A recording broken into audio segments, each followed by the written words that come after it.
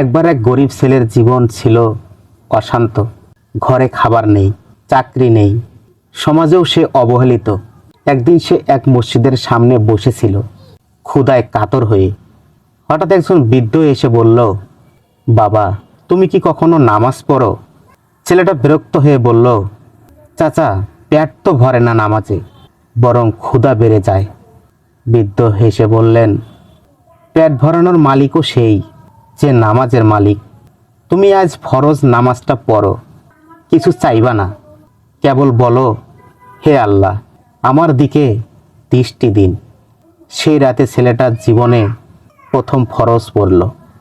তার মন অদ্ভুতভাবে শান্ত হয়ে গেল। সেই দিন বিকেলে সে হঠাৎ এক পুরনো বন্ধুর সঙ্গে দেখা করে, যে তাকে একটি দোকানে কাজ দেয়। দিন যায়, মাস যায়, সে কাজে উন্নতি করে। দোকানটা একসময় তার নিজের হয়ে যায়।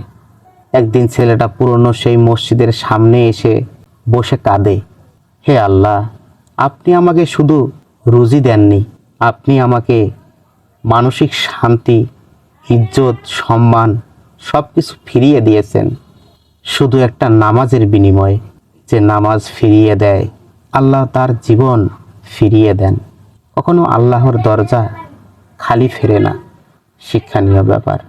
কথাগুলো ভালো লাগলে অবশ্যই ভিডিওটা লাইক, কমেন্ট, শেয়ার দিয়ে দিবেন।